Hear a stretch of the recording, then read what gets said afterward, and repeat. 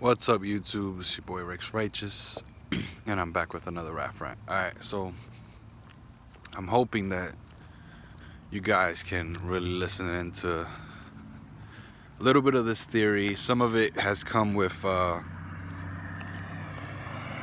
some research, and some of it has come with just ideology and everyday working here in Las Vegas. Right now, I'm not in Las Vegas because I don't exactly live in the city of Las Vegas, but I live 25 minutes away to be exact. So if you're from Vegas, you know what I mean when I say I live in Henderson. But basically, I wanted to touch on some of this subject, like the whole Canelo Triple G thing. So I'm not trying to defend Canelo, all right? Lately, since I've been listening and watching and paying attention to what a lot of boxing fans have to say, or boxing uploaders, people that are YouTubers and they upload stuff about boxing, my perspectives keep changing about the sport. So I just want to premise with that before I get into all the reasons why I think Canelo and Triple G is not going to happen this year. Obviously it's not, but I'm going to tell you why I think it's not happening. But anyway, so my perspective has changed. So I don't know if you guys listen to Thunderdome Boxing Talk, or if you ever listen to something like Hot Boxing with Mike Tyson, and Teddy Atlas with his podcast, or any of these boxing podcasts. They have a perspective on the fight game. And for me, and I'm gonna turn around here because I don't want to go too far over there into like where all the stores are at. The perspective I've picked up is that boxing is not perfect, and there are some things that is what it is. So it's not a blemish on the sport, because no sport is perfect. I mean, come on, man. I watch basketball. That's the next sport I watch that I like just as much as boxing. But there's more that we enjoy out of the sport than we complain about. When the playoffs come, there's a lot of things that happen with the referees and whatever, and it's almost like kind of known. You know what I'm saying? Nobody's arguing. I mean, some of the people that are rooting for specific teams, the home team or the team's fan base are gonna argue. But overall, the people that watch just to watch,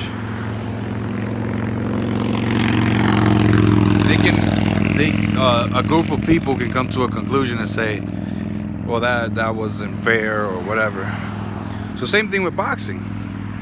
And the reason why I reference those guys, especially Thunderdome, is because there are fighters from the old times that have lots of draws on their resume.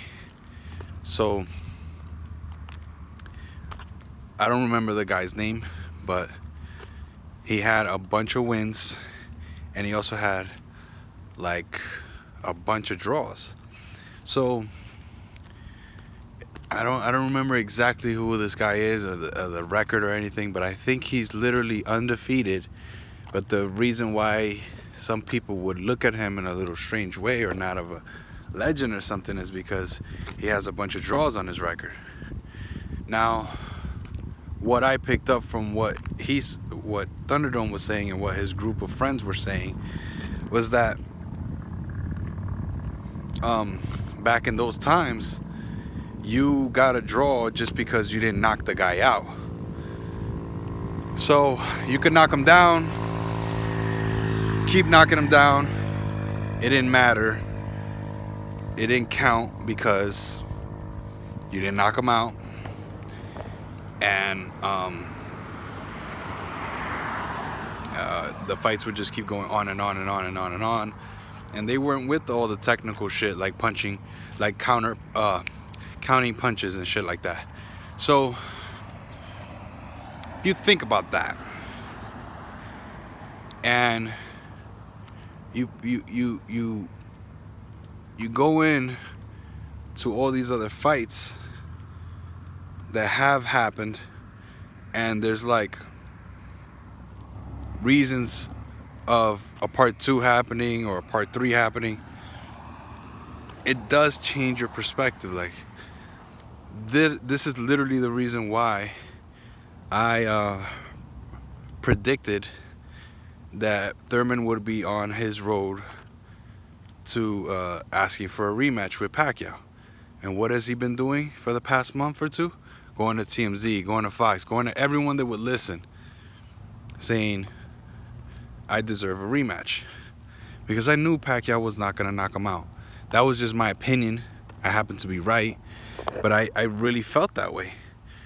And I knew that the judges wouldn't be fair, because that's, you know, PBC's baby, Keith Thurman. So they were going to protect him, and it wasn't going to be that of a landslide. It was going to be more that Pacquiao won because of the knockdown. He's been getting knockdowns all the time, especially when it's a guy that he might be young or whatever, blah blah blah, you know what I mean. So it's the same thing with Canelo and Triple G. The reason why I bring this up is because Triple G won the first one clearly. In my opinion, he won it clearly. The second one, he won it in a way where in the old days they would have had to go 15 rounds, like, and they would have had to figure it out, and they would have went to war, and somebody would have got dropped. So I don't have too much of a defining reason on why I think Triple G won the second one, but I think he won the second one. Maybe another time I can cover that. But there was so much going on. I've covered that in the past with the touching of the heads and all this stuff. So to get to where the video, the title is about, happens to do with the market. So as again, I'm talking about Las Vegas. I'm talking about what's going on in the city. What I've realized, and since I'm a rideshare driver, so I could go off on that too, but since I'm a rideshare driver, I will tell you there hasn't been as much entertainment here. So throughout the year, I'm picking all types of people up. Some work an everyday job, some are not from here, and then you have the people that come here regularly and they're entrepreneurs and they're part of all this Uber stuff and, you know, all this like big tech stuff, Tesla and Apple and Microsoft and whatever. So, you know, they were talking to me about the self-driving vehicles and whatever. And then you also have the entertainers that come here, like Drake or whatever. Obviously, I don't pick up those guys. But this year, there wasn't that much of that. There was a lot of the tech stuff, which is always going to be. They're always selling stuff. But entertainment-wise, some of the big shows, they weren't really there. So if somebody wants to refute this, feel free. But last year, I believe it was way more popping.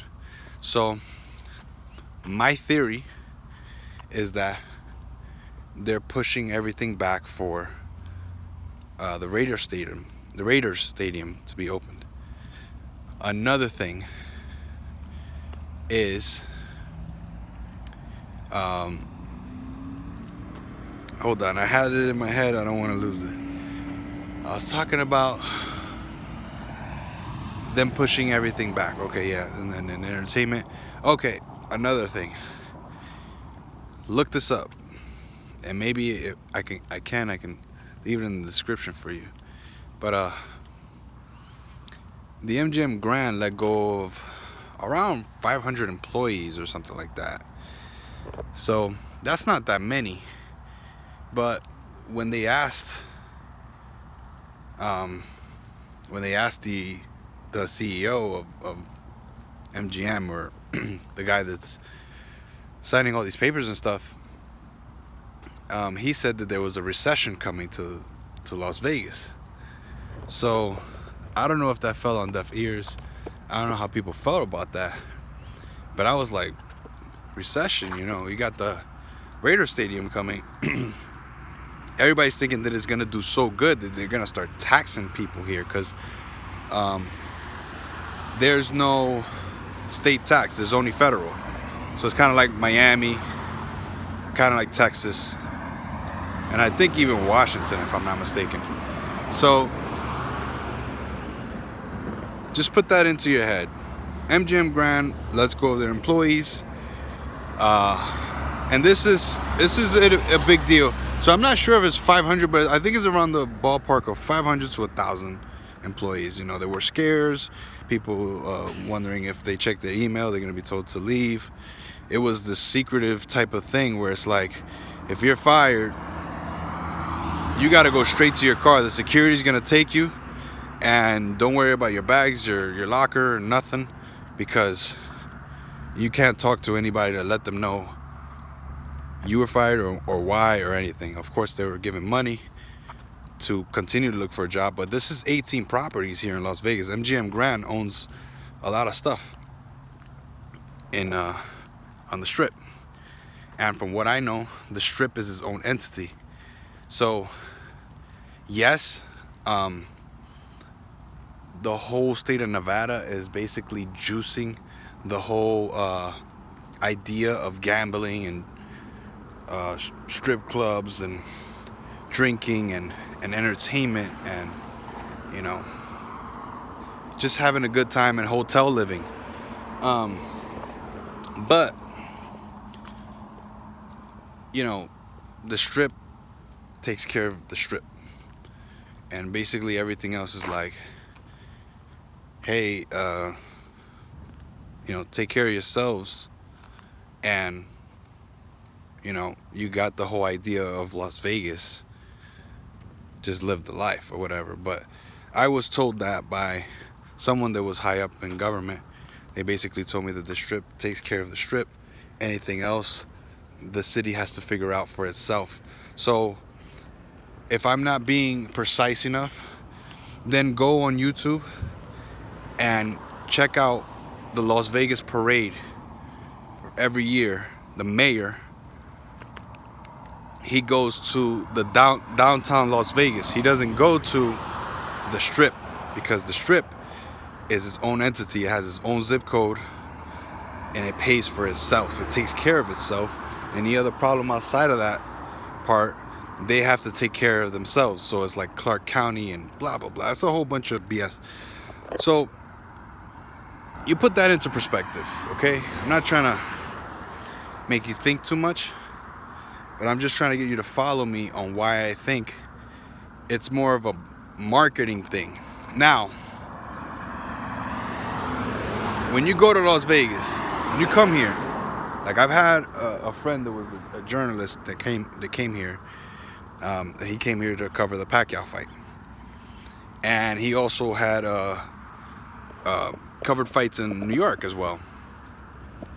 So he told me that there was a big difference, because basically when you're not around the fights in New York, you're a part of New York, and you're thinking about history, and you're going around, walking around, and you're thinking New York, all this stuff that's going on here.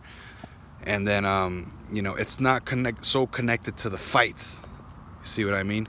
But when you come to Vegas, it's an experience. It's like, well, what else can we do here? You know what I'm saying? Like, budget is like crazy because you come here, you can gamble. People get into some wild stuff. You can, you know, wind up doing some drugs or people doing crazy stuff if you have no control or if that's what you're into. So I'm trying to get to the bottom line. All I'm saying to you is this: boxing is too big when it comes to like Canelo, like a big, you're talking about like a big show. You want it to be like the Super Bowl. You want it to be like yeah, basically the Super Bowl or WrestleMania or something like that, you know, like just ginormous. Everybody's taking a part, like everybody's a part of it, you know, like FIFA or something like that, you know. And then that whole thing of it going to Madison Square Garden is old. Some of those guys that used to fight in those places like Madison Square Garden, Mike Tyson was from New York. He had that pull. He said, no, you're going to my city, you feel me? So, you know, I don't know all the history with Mike Tyson. I'm not even trying to get into what was being said at that time. All I'm saying is that there's a reason why Mike Tyson could fight there. You see what I'm saying? But then eventually, a lot of his big fights had to go to Vegas because everything just fit. It made sense. I don't want Triple G fighting in Vegas, especially not Canelo. But I think that is literally the reason why it's a harder issue for Canelo to be like, let's do it. So that's just the business side, that's the marketing side. There's so much to cover when it comes to Las Vegas and the business here and what goes on every day here. But put it like this: the Raider Stadium is going to fit 66,000 people, where and that's probably going to be, they could probably push that to 70,000 people. There's no other arena or stadium or anything, a place to hold that much people in Vegas aside from the Raider Stadium. T-Mobile just opened up maybe 2 or 3 years ago, and that's where Triple G and Canelo fought. That was a big deal. To listen to what Montero said about the first time that they fought and how there was a lot of Mexican people, a lot of California people. It was a diverse crowd. It was you know, Latinos, Americans, black, white, Asian, all types walking around. And the second, it was like almost like a gathering of CEOs and stuff like that. Like, it was very corporate, and you know, they paid for the fight. So you know, that's the reason why these things happen this way, because every time it happens a different way, and there's a lot of things going on. But now you have a stadium that's going to open up in another year with a bigger amount of people. So 66,000 people. They're also, you can look up all the stuff I'm saying. They're also creating a jail under there, or they already have a jail under there. So basically, if you were to make any trouble, there's cops right there. I used to work in the security field. I already know what's going on there. Building a separate holding cell, like a bigger holding area for people that create problems on the bus. And it's all connected. All of it is connected. So I'm telling you guys, this is not just Canelo saying no because he doesn't want to fight Triple G. He's saying no because the only way he can fight Triple G is in Las Vegas. So don't get me wrong, I still think Triple G won, and I still think that he would still be nervous, but the money is always gonna get Canelo's attention. So think about that for a second. 66,000 fans, almost 70,000 fans, or basically 70,000 fans in that stadium, brand new stadium. you got a whole year of basically entertainment. People are gonna come in and fund that stadium. I have a friend. He's a season ticket holder. In order for him to be a season ticket holder, he had to get a real estate license.